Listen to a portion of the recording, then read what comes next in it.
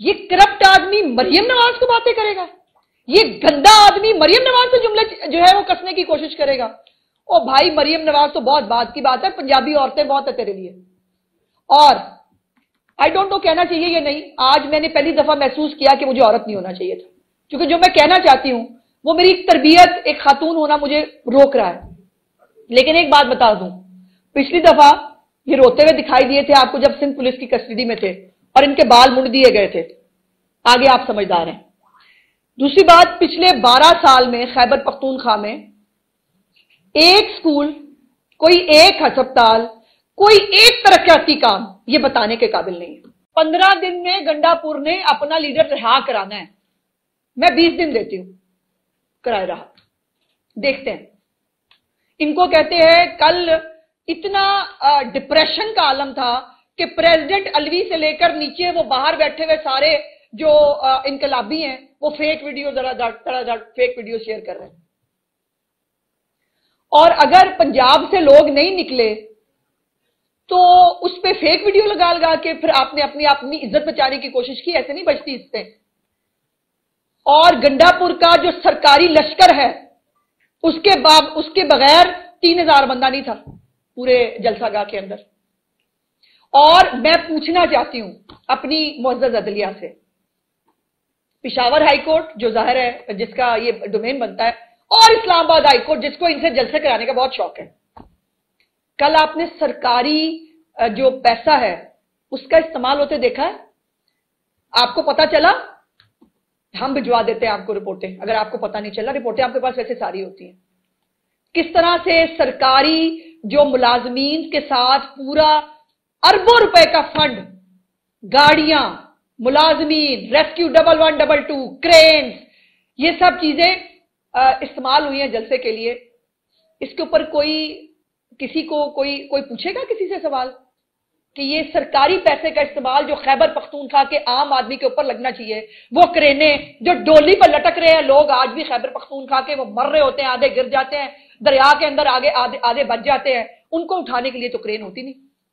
यहां जो है वो, और फिर क्या सियासी जमातें क्रेने लेके चलती हैं?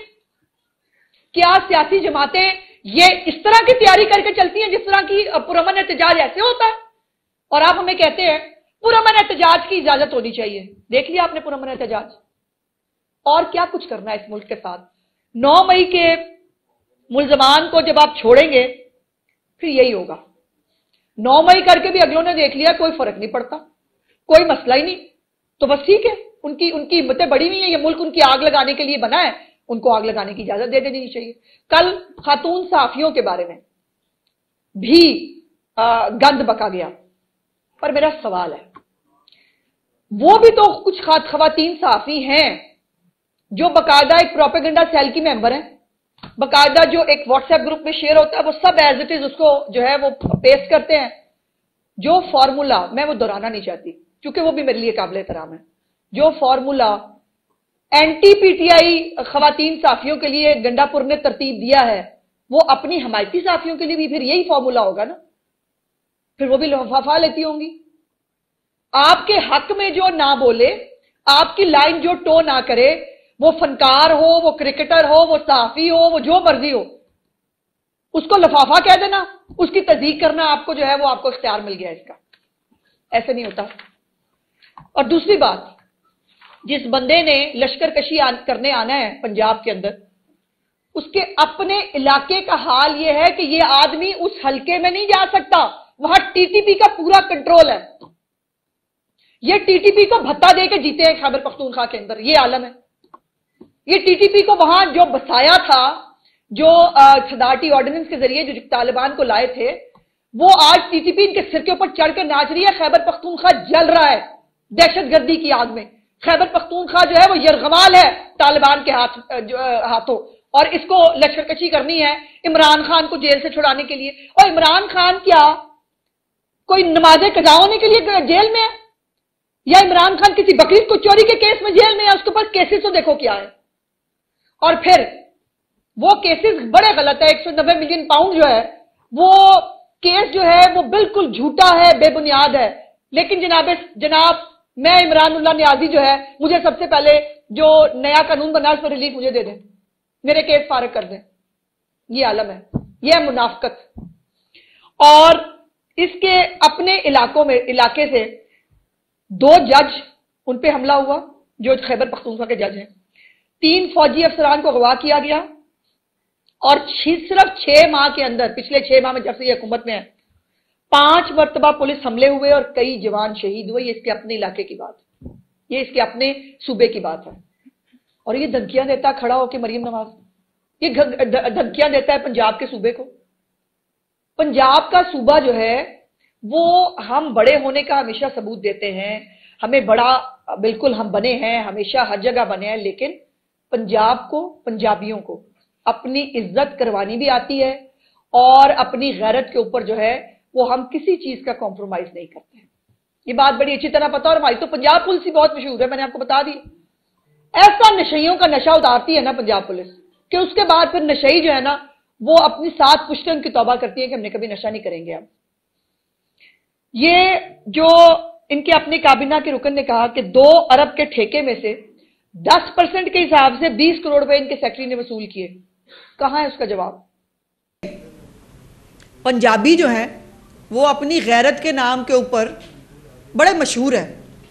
और दूसरा, जो ये खैबर पख्तूनख्वा की मिसाली पुलिस है, वो तो खैर जितनी मिसाली है आप देख ही रहे हैं, लेकिन पंजाब पुलिस के बारे में एक बात बड़ी मशहूर है और वो ये है कि नशइयों का नशा बड़ी जल्दी उतार देते हैं पंजाब पुलिस वाले।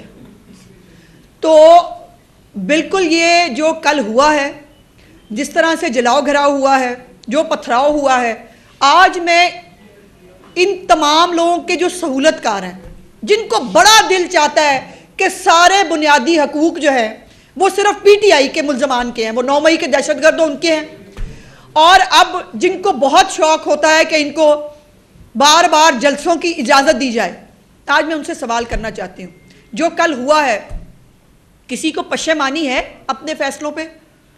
और ये पहली दफ़ा नहीं हुआ है। आपको याद होगा इस्लामाबाद पे जब ये चढ़ाई करने आ रहा था इमरान खान अपनी पार्टी को लेके, इस्लामाबाद के अंदर जो है बेंच बैठा, इस्लामाबाद के अंदर जो है इनको जगह दी गई, इनको कहा कि वहाँ जाके जलसा करना, ये वहाँ नहीं गए। इन्हें पूरे इस्लामाबाद को आग लगा दी और आग लगाने के बाद कहा गया कि वो हो सकता है इमरान खान साहब को पता ना चला हो, उनको फैसला ना पहुंचा हो। फैसला वैसला पहुंचने की बात नहीं है, ये इनकी तरबियत है, ये यही कर सकते हैं। आज मैं पूछना चाहती हूं, जिनको बहुत दिल चाहता है इनके बुनियादी हकूक, सिर्फ इनके पास बुनियादी हकूक है, इनको बुनियादी हकूक इस्तेमाल करने हैं पाकिस्तान में आइन को नाम मानने की तकरीरें करके। इनके बुनियादी हकूक इन्होंने इस्तेमाल करने हैं पाकिस्तान के अंदर जो है इदारों के सरबराहान को खुली नंगी धमकियां और गालियां देने के लिए। इनके बुनियादी हकूक इनको इसलिए इस्तेमाल करने हैं कि ये औरतों की तज़ीक करें स्टेज के ऊपर खड़े होकर, और फिर इन्होंने बुनियादी हकूक इस्तेमाल करने हैं 2 सूबों को आपस में लड़ाने के लिए।